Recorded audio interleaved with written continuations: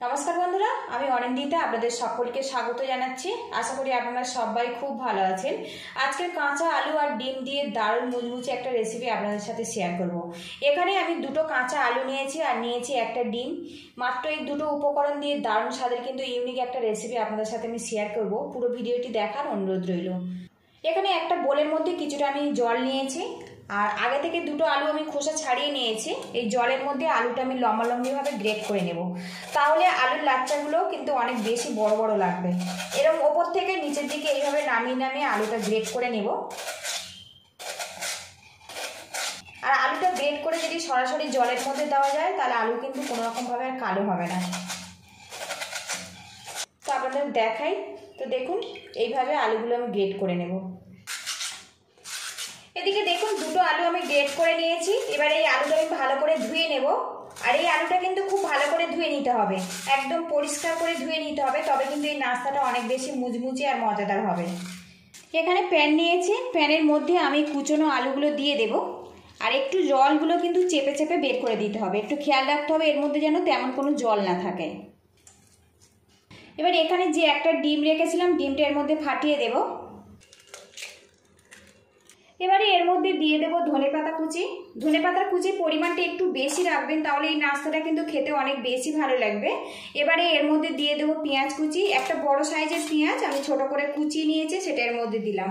এবারে এর মধ্যে দিয়ে দেব লঙ্কা কুচি, ঝালটা স্বাদ মতো দিতে হবে। এবারে এর মধ্যে দিয়ে দেব হাফ চামচ আদা রসুন পেস্ট, দিয়ে দেব পরিমাণ মতো হলুদের গুঁড়ো, দিয়ে দেব লঙ্কার গুঁড়ো। এবার এর মধ্যে দিয়ে দেব 4 চামচ পরিমাণে ময়দা। এখানে কিন্তু ময়দাটা আলুর পরিমাণ অনুযায়ী দিতে হবে। দিয়ে দেবো স্বাদ মতো লবণ। এখানে আমি মাখাতে সুবিধে হবে সেই জন্য কিন্তু প্যান ব্যবহার করেছি।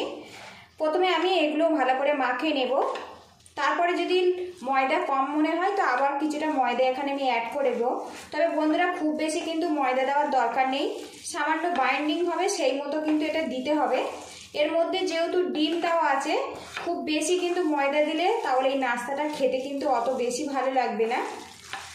এদিকে দেখুন মিশ্রণটা কিন্তু আমার রেডি হয়ে গেছে। আর এখন মিশ্রণটা কিন্তু থকথকে, এরকম থকথকে করে কিন্তু মিশ্রণটা বানিয়ে নিতে হবে। খুব বেশি পাতলা নয়, আবার খুব বেশি মোটা নয়, এইরকম থকথকে করে কিন্তু বানিয়ে নিতে হবে, তবে কিন্তু পারফেক্টভাবে নাস্তাটা রেডি হবে। তো মিশ্রণটা আমার রেডি হয়ে গেছে। নাস্তাগুলো ভাজার জন্য প্যানটা গরম করে নিয়েছি আর এর মধ্যে তেল দিয়ে দেব। আর আজকে এই নাস্তাটা আমি শ্যালো ফ্রাই করব, তেলের পরিমাণটা একটু কম রাখবো। প্রথমে তেলটা কিন্তু ভালো করে গরম করে নিতে হবে। এবার এই তেলের মধ্যে একটু দেখুন ফ্ল্যাট করে দেব, দিয়ে এইভাবে আমি নাস্তাগুলো দিয়ে দেব। আপনারা কিন্তু পছন্দ মতো শেপ দিতে পারেন, ছোট বড় করে। আমি এখানে মিডিয়াম শেপ দিয়ে কিন্তু নাস্তাগুলো রেডি করে নিচ্ছি।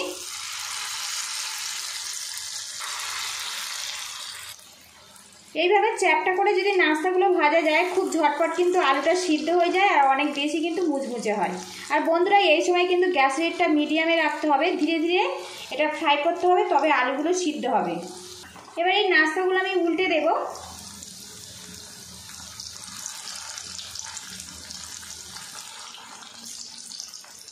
এই নাস্তার মধ্যে যেহেতু ডিম দেওয়া আছে খুব বেশি কিন্তু তেলের প্রয়োজন হবে না, অল্প তেলেই কিন্তু এগুলো ফ্রাই হয়ে যাবে।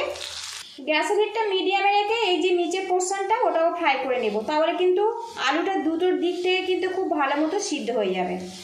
ধীরে ধীরে নাস্তার দুটো দিক কিন্তু আমি বেশ করে ফ্রাই করে নিয়েছি, এতে আলুগুলো কিন্তু বেশ সিদ্ধ হয়ে গেছে। এবার গ্যাসের হিটটা আমি একটু হাইতে রাখবো, রেখে এগুলো আমি মুচমুচে ব্রাউন কালার করে ভেজে নিব, তাহলে কিন্তু এই নাস্তাটা অনেক বেশি মুচমুচে হবে। এইরকম ব্রাউন কালার করে ভেজে নেব। এদিকে দেখুন মুচমুচে করে আমার নাস্তাগুলো কিন্তু রেডি হয়ে গেছে। এবার এগুলো আমি তেল থেকে তুলে নেব। আর বন্ধুরা ভিডিওটি ভালো লাগলে একটা লাইক দিয়ে দেবেন, আর চ্যানেলে নতুন হয়ে থাকলে চ্যানেলটিকে সাবস্ক্রাইব করে নেবেন পাশে থাকা বেল আইকনটি প্রেস করে। তেল ঝাড়িয়ে এই নাস্তাগুলো আমি তুলে নেব। সবগুলো নাস্তা কিন্তু আমার রেডি হয়ে গেছে। এবার এটা আমি প্লেটে নামিয়ে নেব। আর এখন দেখুন প্যানের মধ্যে কিন্তু বেশ অনেকটা তেল রয়েছে, আর এক্সট্রা করে তেল দিতে হবে না। বাকিগুলো আমি এইভাবে ফ্রাই করে নেব। কাঁচা আলু আর ডিম দিয়ে দারুণ ইউনিক স্বাদের কিন্তু নাস্তা আমার রেডি হয়ে গেছে। আর এটা আজকের আমি শসার সাথে পরিবেশন করব। আপনারা চাইলে চা কফির সাথে সন্ধ্যেবেলা পরিবেশন করতে পারেন। পুরো ভিডিওটি দেখার জন্য ধন্যবাদ রইল। আপনারা ভালো থাকবেন, সুস্থ থাকবেন, দেখা হবে নেক্সট ভিডিওতে। তো বন্ধুরা কালারটা দেখুন, আর ওপরটা কিন্তু বেশ মুচমুচে আর খেতে কিন্তু অসাধারণ হয়। তো দেখুন ভেতরটা দেখুন কত সুন্দর। তো আজকের এটা আমি শসার সাথে পরিবেশন করব। ভালো থাকবেন, সুস্থ থাকবেন।